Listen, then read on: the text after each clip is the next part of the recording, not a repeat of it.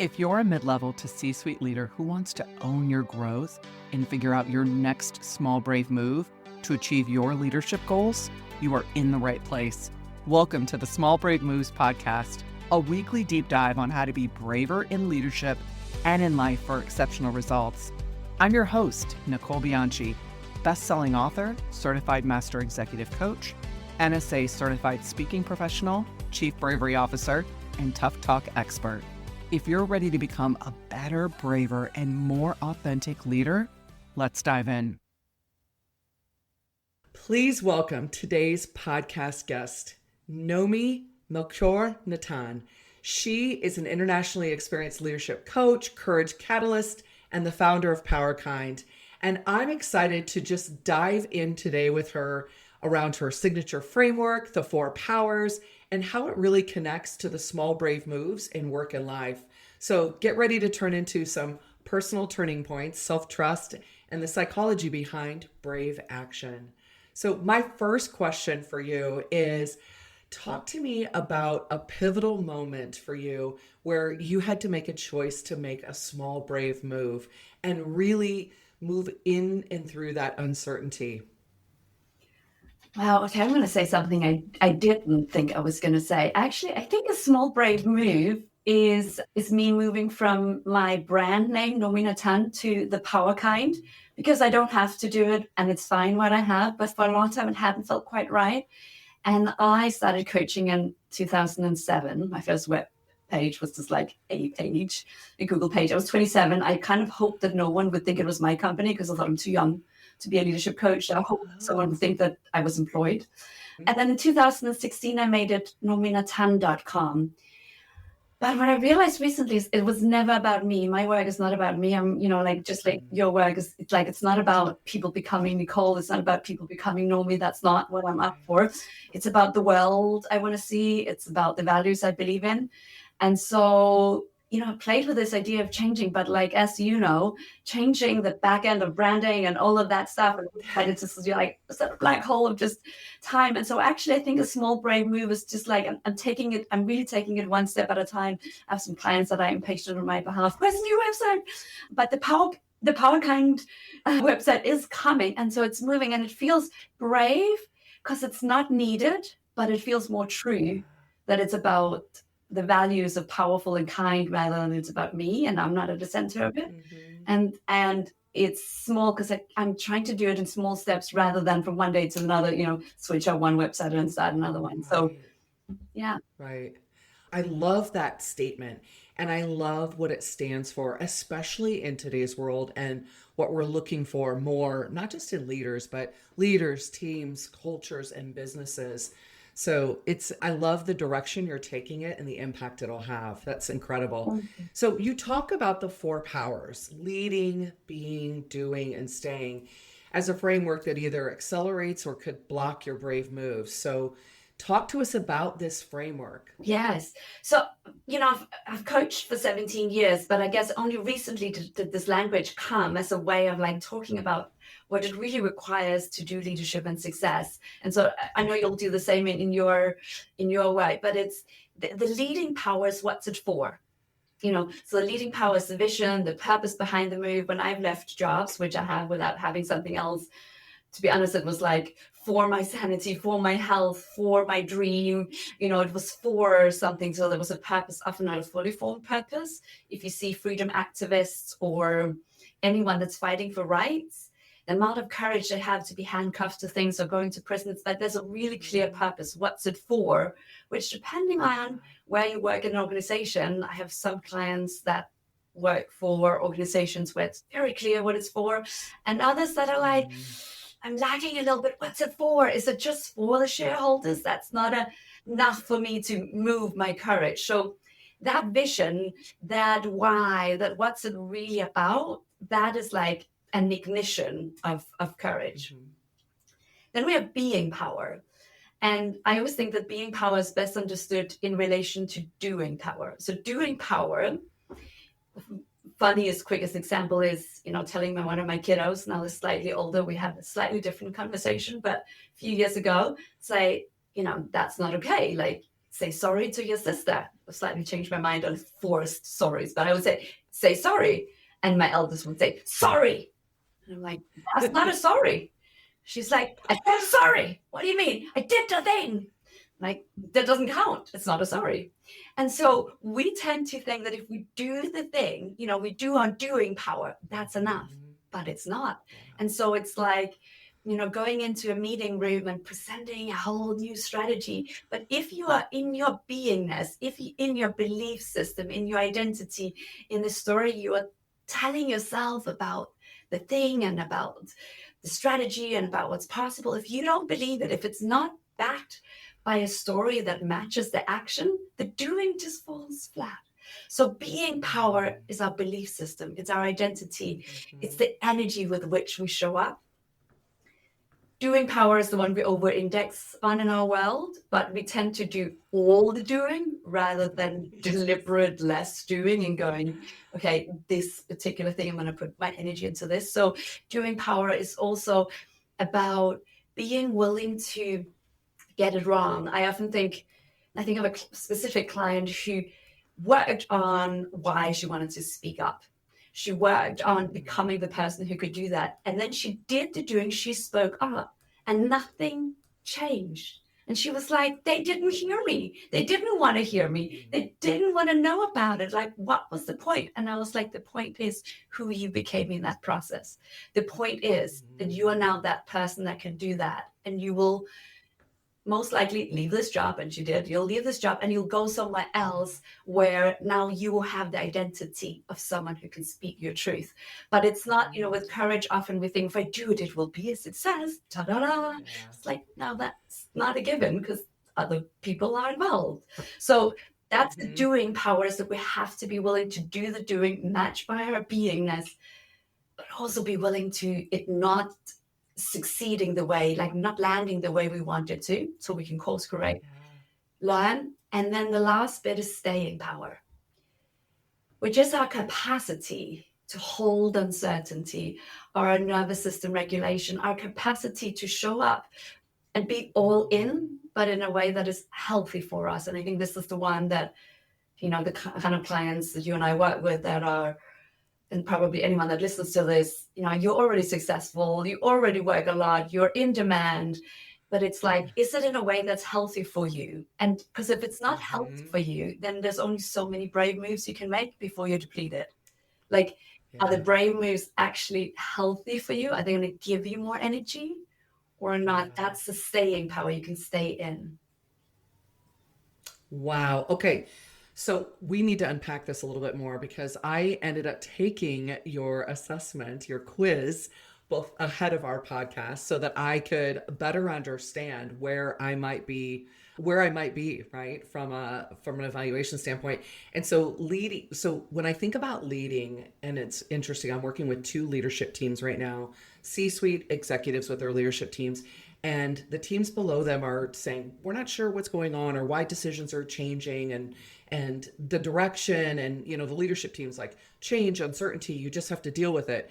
And what's really missing is that why, sharing the why, sharing that. So when I think about that leading part, the leading one, I think about that as is it sharing the why, the big picture and the strategic moves behind the decisions? Is that how you would characterize that, or am I saying that right? Well, I think it comes in many different levels because there's the organizational level and there's the personal one. And yes, what you're talking about, I think of, for example, through the years of, the amount of restructuring, reorganization, right sizing, call it what you want. It means people are getting fired, right? Jobs are changing and it's painful. And the amount of times people have said, well, if it made sense, I'd be okay with it. People are actually saying, listen, I can live with getting fired. I won't be happy about it. I'll be afraid to pay my mortgage. I'll be, like that. It'll be tricky. And I can live with getting fired if it makes sense. And I remember one specific organization where, several of the people said, but this doesn't make sense. They should fire more people. If what they're saying is true, they should actually get rid of more people. And then I would believe it more because this is like wishy-washy. Now they're doing something half. Really go for it. If this is true, if we need to change shape in this way, then like really go for it, then be bold so I can get behind it. And then I know I will lose my job, but that will feel better than this. I don't know, like it's like this, like there's no energy in it. It's like we're not quite bold enough to really do what's needed, but I've lost loyalty to the company and I don't really believe anything. There's no truth, it's lacking truth, it's lacking purpose, it's lacking heart. So there's no momentum, there's no energy, there's nothing to get up for in the morning. So yeah, on an organizational level, I think people often get scared to share why because they're like, well, it's cost saving. It's like, yeah, but really sit for that. Why is it really? What's it really about? Because that's just one layer. That's the fear layer.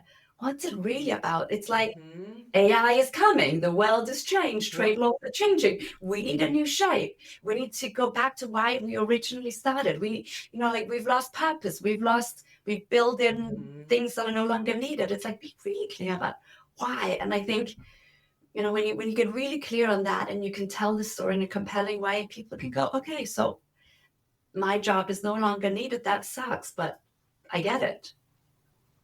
I completely agree. And I also see leaders telling themselves, well, I can't tell them the real reason, or for, right, the board or this or that. And it's interesting because I'm like, but you can tell them something. And you can, yes, you might not be able to tell it exactly, but you can. And so then they say nothing, right? And then what happens is people create their own narrative around the situation. And now we're playing defense. And I'm like, you can say something. And let's talk about what you can share, what you can articulate. So that one, I feel like we need more of the leading in the work that we're doing, especially in I don't know there's ever been a time where things haven't been uncertain or change hasn't happened. It's here to stay, right?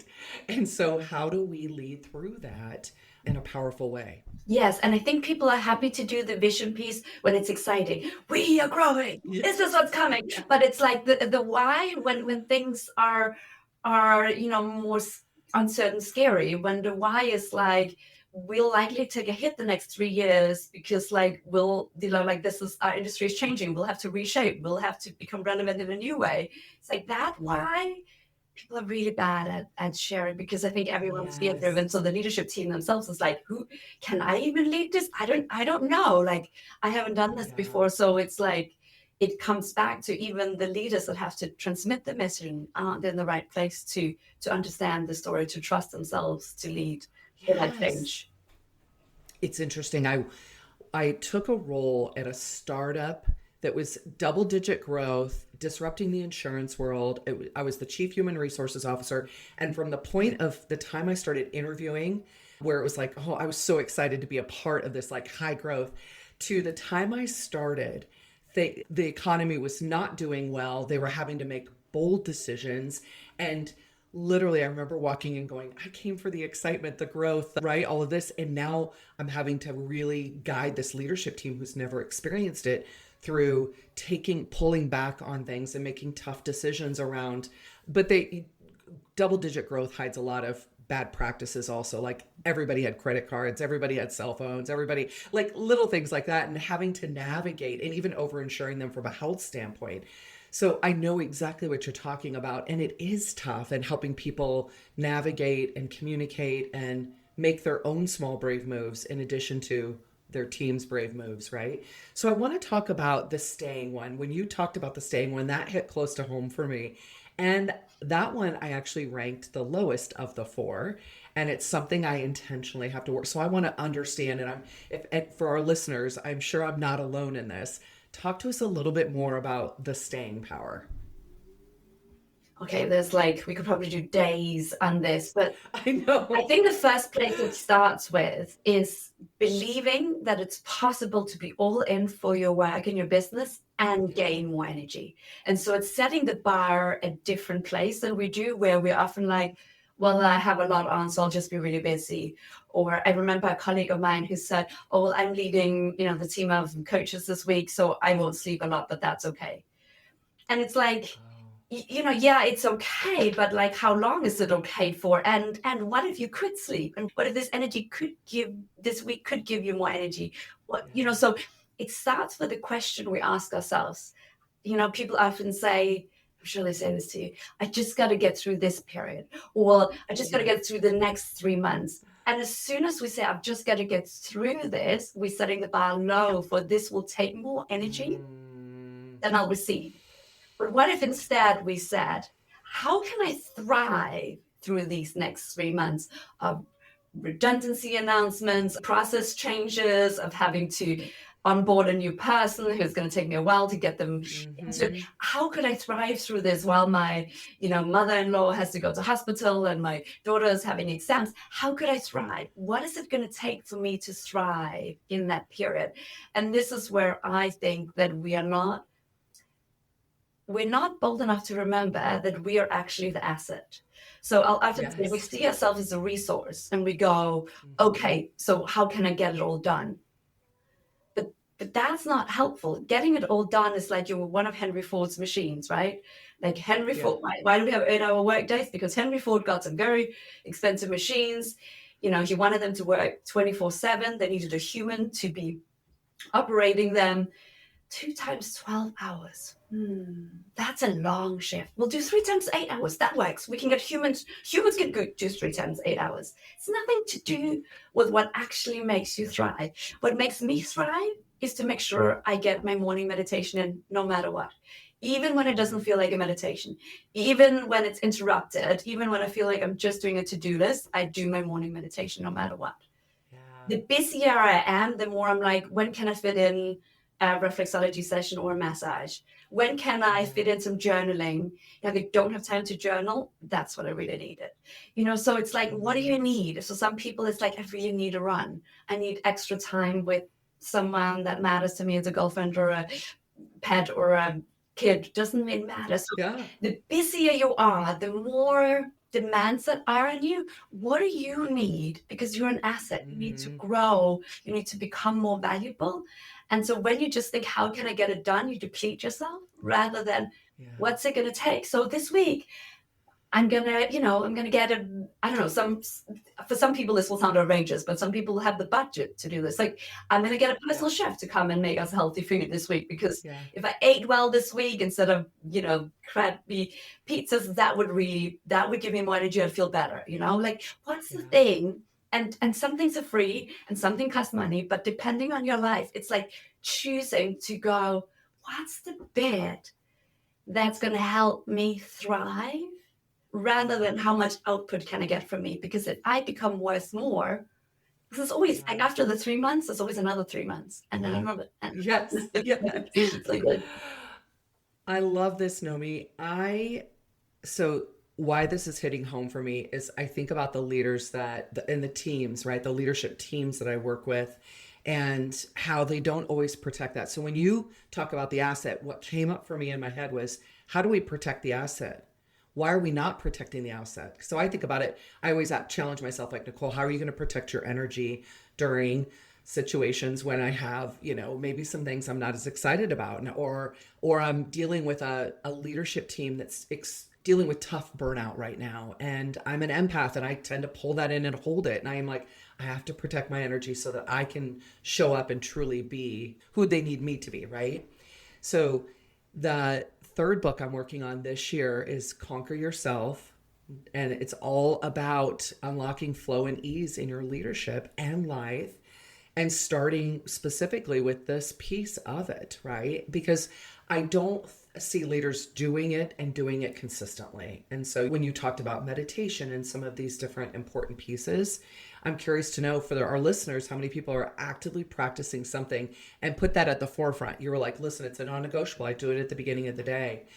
And it's easy when you look at our days and how busy sometimes they are to put that on the back burner and say, I don't have time for that. And I love your protecting the asset. How do we protect that asset piece? Yeah, I'd like to let's raise the bar even, rather than protecting the asset. How do we increase the value of the asset? Because protecting is like this threat.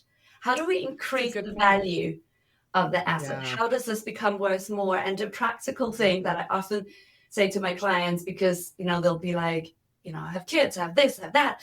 There's morning meetings because I'm working in these time zones. There's, afternoon meetings. I have to get something done, and then I feel guilty, so I'm going to rush home, or I've just got to log off. So I'm like, well, block 12 to 2. block 12 to 2. These days, also when a lot of people work from home, it's like block 12 to 2. Give yourself half an hour lunch break, half an hour fresh air. And then there's an hour for all the other stuff. Or you go to the yoga class in the middle of the day or whatever. But, and when you live in Northern Europe, like half of the year, there's lonely hours with the daylight.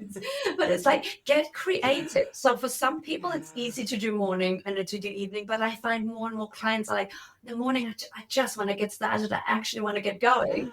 And then the evening, I just want to get back to the family or whatever. It's like, well, middle of the day, you don't anyway. It's an illusion to think that you work well 8 hours in a row. It's not working. Right. Block 12 to 2, you will go, that's outrageous. I cannot possibly do that. No, did you mean once a month? It's like, no, I mean every day. It's like, okay, well, start with Tuesdays and Thursdays and do it Tuesdays and Thursdays, 12 to 2. Message Nicole and I when you've done it for 3 weeks and going, wow. Yeah. That makes all the difference. Well, and I think the important part you're also articulating is scheduling it. So I find when I put this stuff on my schedule and I love to color block so I can see where I'm spending my time. And I have my purple is self-care. And that is, I put that in different points of time for whether just so nothing can get scheduled over it. And I know it's still my choice and I have to do it, but blocking my calendar gives me so much more control over it happening. That's it. Yeah, you got to block it. You got to block it. And it's asset time and it's you becoming worth more. And so people go, oh, so much time for me. It's like, but you'll come back. And while you're out for your half an hour walk, you'll know how to deal with that thing. You'll know how to answer the thing. You're like, I'm like a maniac when I'm out walking because all they do is come up and I'll take notes on my phone, right? Like it will make you worth more. You will show up better and everyone around you will start wanting to do the same because like the amount of freshness that you'll bring in, it's like an illusion that every back-to-back meeting is a useful one. I mean, it's not even, we all know the back-to-back meetings are not useful. Like everyone knows that. Right. Break it. Break the cycle. Yeah. Give yourself I love it. In the middle of the day. So I hear you say increasing your value and break the cycle. Those are two powerful statements. Love it. So you've said before that courage accelerates when we work our own inner stories. Talk to us about what that means. So if we say, like, I think of it as an identity. If I say, well, I'm, I know I call myself a courage catalyst, but I didn't, like, that was a friend that said that to me.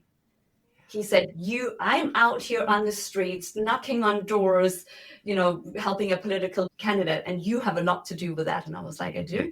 He's like, yes, you have woken up courage in me. This is many, many years ago. You have woken up courage in me that I didn't know I had. And so I think I had thought that courage is like jumping out of an airplane or bungee jumping. And those kind of things are things I'd never do. But I have left jobs without having them. And I have put myself out on social media and done all kinds of things. And so what's important is what story are you telling yourself? And when you tell yourself that story, does it limit possibilities that actually you want? So if you tell yourself a story of I'm just an overworker, I just always work too much. Well, that limits your possibility for you to be able to have a big impact and have a healthy lifestyle, right? So what story are you telling yourself? And does it keep your identity fixed so you actually can't have what you want? Oh, I'm just not good at having tough talks. Like I'm not a person. Well, get Nicole's book and you'll find that doesn't have to be so scary. And it like, so it's like, well, I will have tough talks with kindness and with compassion because it's not about toughness. It's about talking about something important. It's not about being tough. I'm not going to have it in a tough way. And I have it in a way that's loving to both of us. And so it's like really watching what story have I told myself and where's it limiting now something actually that I'd like to make possible for myself. Yeah. That's powerful. I like that. And I think you're right. So many people make bravery out to be this big kind of heroic, iconic moment when they don't think about how small, brave moves add up, right? Especially the habits of daily courage is essentially small, brave moves. And what's so fascinating is the neuroscience behind it talks about when we are facing uncertainty, we are facing risk, we immediately move into avoidance and we allow fear to come into play here. And so just when you're talking about, increasing our value, physically, mentally, it's also about rewiring our neural pathways to teach us that those small, brave moves don't lead, right, to discomfort. They lead to growth. And by doing those, and it also shows that when you do them over and over, bravery becomes more accessible to you. And so my goal is like, how do we make bravery accessible to all, right? These small, brave moves. So in that, I want you to think about if every leader listening were to take just one small, brave move this week, based on everything we've explored together, what would you invite them to do and why? I think the best thing you can do, dear listener, thank you for listening, is to say no to something and put in place something that increases the value of you as an asset, whether that is your energy, up leveling your mindset, whatever it is. And so I would say find at least, I'd like you to do 2 hours, but find at least 30 minutes. And I would encourage it to be in the middle of the day because it will be more powerful. Say no to something in the middle of the day for 30 minutes and then do something. And it can be as simple as going for a walk and say hi to a tree. Very good. That increases your value as a human, actually. But do something in that half an hour that increases your value as a human, which means don't binge watch something. Do something else. I love that. And what I hear is our listeners go, challenge accepted. Let's do this, Noomi. Yes. So I love that. And you know what? For me, my small brave move listening to you is I hadn't thought about the middle of the day move. I've always been kind of the bookends, the beginning or the end. But by the end, my brain is done. So I love that. I'm going to schedule that. I'm going to start with the 30 minutes in the middle of the day and do something. And I will be happy to share that and tag Noomi on social and let her know that I am doing it, my full commitment. And you're saying 3 weeks, right? Get 3 weeks to get that habit forming. Okay. So that's what I'm committing to right here, right now. So thank you so, so much, Noomi. I so appreciate you joining us today on the Small Brave Moves podcast and being a courage catalyst for us all. So thank you. Such a pleasure being here. I'm so happy to have this conversation. Thank you for joining me for this episode of the Small Brave Moves podcast. If you're wanting to take this work even deeper, I'm here to help. From engaging in inspirational keynote speeches to transformational coaching and workshops for leaders and teams, page-turning books, online courses, and enlightening leadership development retreats. There are so many ways that we can work together to take your leadership to the next level. For more information, check out the show notes, and let's do this together. One small brave move at a time. See you next week.